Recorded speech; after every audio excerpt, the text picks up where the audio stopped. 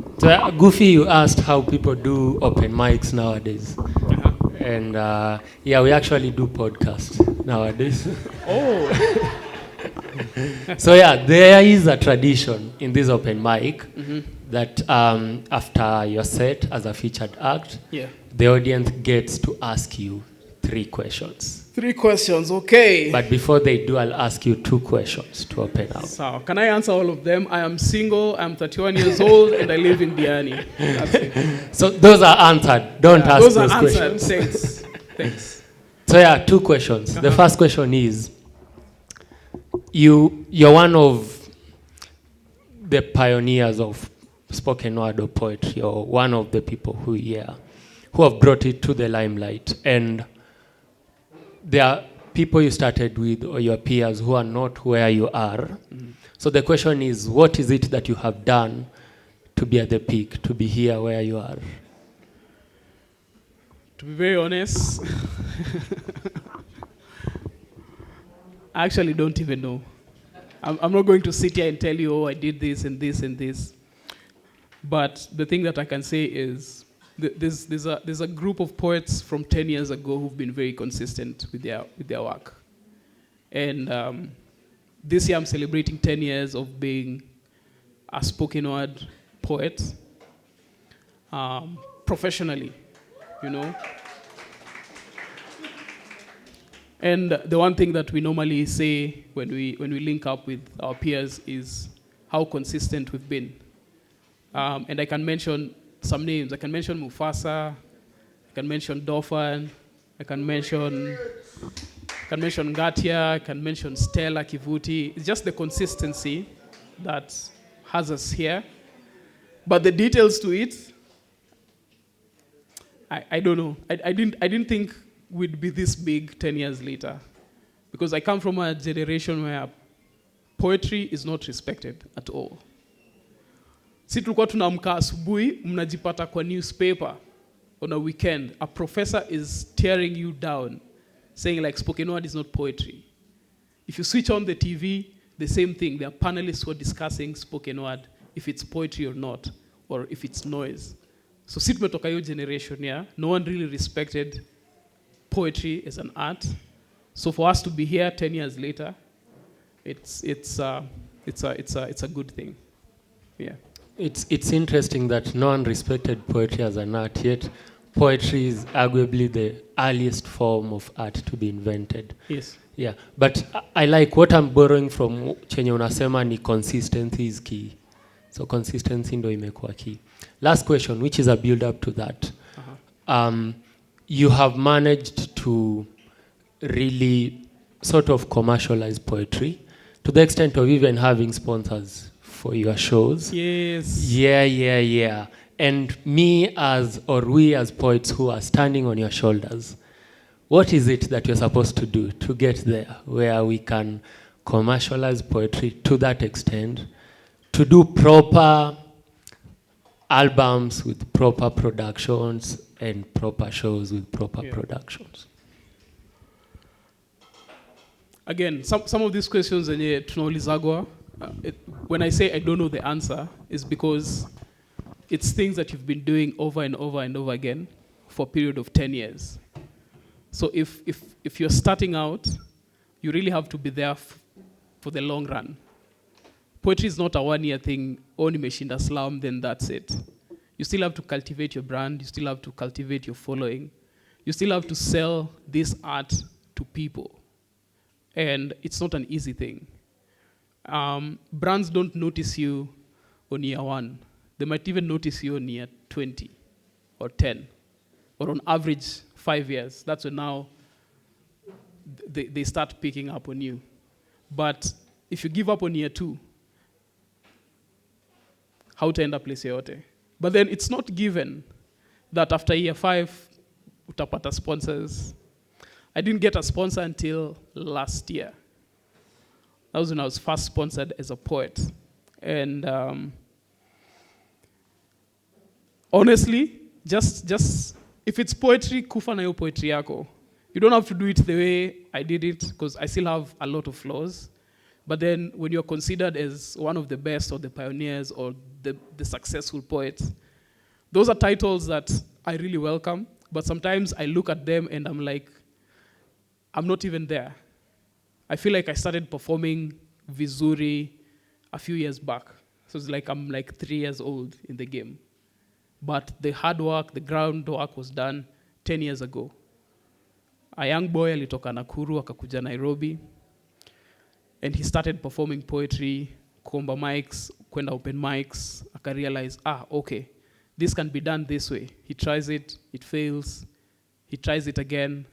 You watch YouTube videos, you go to other people's shows, you meet all these other people, and it informs the basis of how I've been doing my thing. So, like, if I can pinpoint to one thing, there's no one particular thing. It's just the again and again and again and again and again and again. 10 years, you are where you are. You might be successful, you might not be successful. I've never been played on radio. Will probably never be played on radio here in Kenya, but we have our audience. So the moment you discover that, you cultivate that audience, you grow it to the numbers that look like success to you. I don't mind performing to 2 people. If they buy tickets, I don't care if the production is 800K. I'll look for that 800K and perform for those 2 people. So it's not a numbers thingy. It's just a belief that poetry should be out there. And I feel like the names that we've mentioned over the years have done a lot. They've sacrificed a lot for the upcoming generation of poets to be where they are. And sacrifice is painful. It's not as glam. Start okay stage looking the way I am, and you say like, okay, I want to be like Gufy. If you want to be like me, prepare yourself to sleep in the trenches to actually like come out with a sense of glimmer or glitter. Yeah. Motivations go huko ndani. Yeah. Hard work, consistency, key. Yeah. To the audience, 3 questions, and then twende nyumbani. If you want to ask, because it needs to be recorded, Greg, there's a mic, so please, you'll just come forward and then you'll ask your question. It's also good that whoever you're asking, akuone and usiulize swali huwa unauliza kwa online, you know, when you're faceless. So yeah, whoever wants to ask a question, going once, going twice. Oh, there's a guy there. Apparently, Gufy, ulijibu maswali ya ladies. Ndio hiyo sasa. Apparently. Yeah. Watu wa Nairobi mnipate nyuma tent, sawa?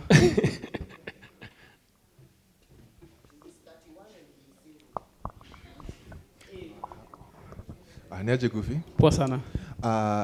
Me, I'm curious about your opinion on I think there was a time when people were trying to be full-time poets. Yeah. And then na feel kukakuwa na a phase where people were kind of branching out, trying out new things like Mufasa Sayako acting, you know, you also got into filmmaking. So I don't know, what is your opinion about, do you really think people can actually make it as a full-time poet? Ama una feel? My honest opinion about that is creatives were born not to be one-dimensional. They were born not to be linear. And even stories that are linear are boring. We need to have subplots, twists, and turns for it to actually make a good story. And there's nothing wrong with being multi-talented or juggling different artistic disciplinaries. Yeah. Mufasa did not join acting because poetry did not pay his bills. He was acting even when he was doing the poetry. I was filming when I was starting out. So if you're multi-talented, they can coexist together. And they coexist in this way. If one aspect of your art is not giving you money, the other will probably bring you money. So the advantages that we have is, if I'm not doing a show, I'm filming. If I'm not filming, I'm doing a show. So you just have to make those two work. But then again, we're in a society where if you double up on different things, people say like pick one. No, pick 20 and do all 20 of them. So for me, it can be a full-time job, but you have to do the work.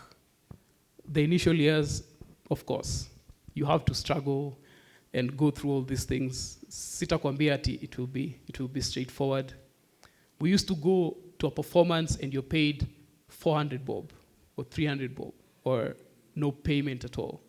To actually now like writing quotes for performance fees and all those things. So if you're multi-talented, please do all your 20 hobbies, do all your 20 talents, and maximize on everything. Yeah.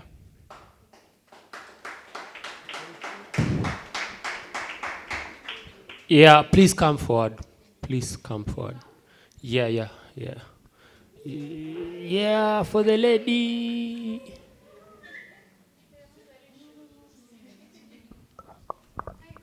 Hi.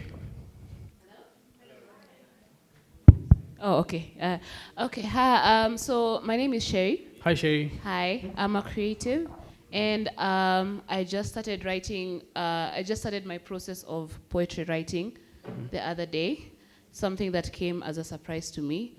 My poetry came to me in the middle of the day, in a busy day in Du Bois. And for the first time, I understood my feelings quite well, but I don't know why they came to me, why it came to me in such a hectic environment. And when it came to me, I really kind of like enjoyed the fact that I could actually kind of comprehend a lot of things that I had been feeling in a poetic format. Yeah. But at the same time, I think it kind of affected my mental health in a way, because sometimes poetry can really reveal some things to you that you probably were not even ready yourself to hear. Yeah. So my question is, how do you balance when you're writing your poetry and some things about yourself now come to you and as I said, you are not ready to hear them, or they kind of destabilize your mental health? How do you balance that, and how do you work through that? So my question is to do with, how do you kind of navigate mental health when it comes to your poetry? Yes. Thank you. Okay.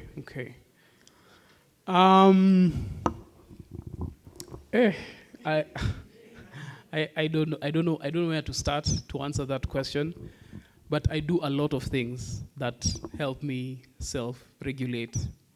I'm blessed enough because I travel a lot. I live like 5-7 minutes away from the beach. So if I feel like, you know what, it's too much, I can go nichapwe na upepo wa bahari. I can call my friends. We can plan a date. I talk out what I'm feeling. I have a friends group that is very supportive. So like there's so many avenues that I regulate my mental health. Once in a while, I've done therapy, but that shit is expensive, so nikaacha. But all these things that revolve around my life, in a way, self-regulate me. If I'm tired, I can go carry my nieces, went to buy KFC, call you the best uncle in the world, then you feel like, I'm the best uncle, you know. And for those few minutes, all your problems just disappear. But then mental health is not just about the struggle. It's not acknowledging the bad. It's also acknowledging when you're actually operating at an optimum, where hauna stress, or even if you have stress, you know how to manage it. So I feel like mental health is a two-sided coin, but we focus on the negative so much, we fail to acknowledge that there are some positives to this other thing. Because when people mention mental health, people just go crazy. It's the dark side. So for me, that's how I regulate myself and my thoughts. I write a lot. I've never been shy of telling my stories the way they are. Everything about my poetry is me. So if you want to understand me, if you want to know my kinks and fetishes, if you want to know my heartbreaks, if you want to know about my mothers, if you want to know about my father, if you want to know about Nakuru, if you want to know about my brown teeth, if you want to know about my skincare routine, if you want to know how I kiss, if you want to know how I sleep, if you want to know how I dance, if you want to know my favorite style, it's in the poetry. So the club I support is not shit. It's Arsenal. It's the greatest football club in history. Yeah. It's like the only club with a golden trophy. You know, it's crazy. So I feel like how I describe myself is I'm just living. I don't take things too seriously. I don't take things to heart. If I don't like you, I'll tell you. If I love you, I'll tell you. If I want to go out with you, I'll tell you. If I want to write you a poem, I'll write you a poem. For me, life is just like that. It's black and white. I don't try to complicate the things that I can do, and I also don't stress over the things that I cannot do. I cannot live in a mansion right now, so I'm very comfortable in the one bedroom that I live, you know. I am balding right now. Sina pesa kwenda Turkey. I'm still saving up for it. You know, such things where you simplify your life. The problems you have to face you face. And the ones you cannot face, you pray for the strength. And everything will just like work out. Sindio? Yeah. But don't quote me anywhere. Quote my poetry. One last question. Yeah, there's a gentleman.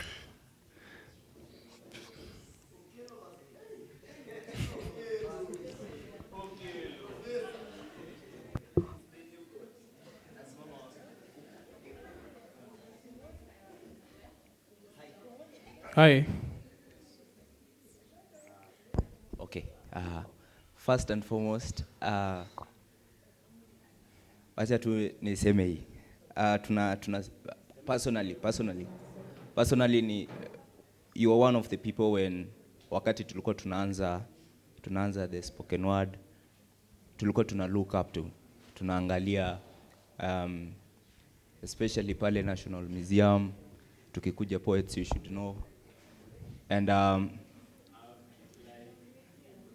and tumekuwa able like as a person at a personal level tumekuwa able to learn a lot from you guys, wewe Gufy, Dofan, Teardrops, and imekuwa amazing journey.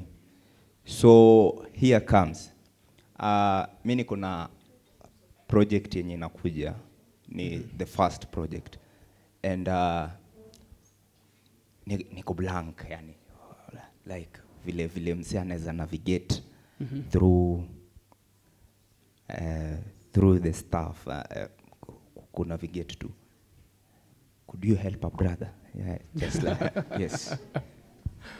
So I think let's exchange contacts. Then we do a couple of phone calls. Then tutaona vile tutasaidiana. But then processes vary.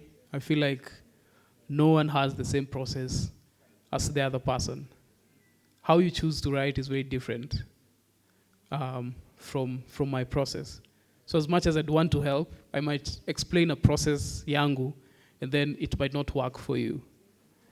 The best advice minambia waseni, just be there for as long as possible to understand your pen, to understand your thoughts, and to understand the blank page that you're writing on. If you write about love 100 times, itakuja very differently. It's the most common thing, but every other poet who comes on stage writes about love in a different way. Yeah. So let's get in touch. Alafu tutajua. Yeah. I think Kanye West ashaienda kwa interview akasema, you ain't got the answers, way. You ain't got the answers. I'm just like, yeah, but sina answers, but yeah, I'll try answer it as much as possible. Yeah. Thank you, Gufy, and thank you all for staying through at the time. I want us to clap, shout.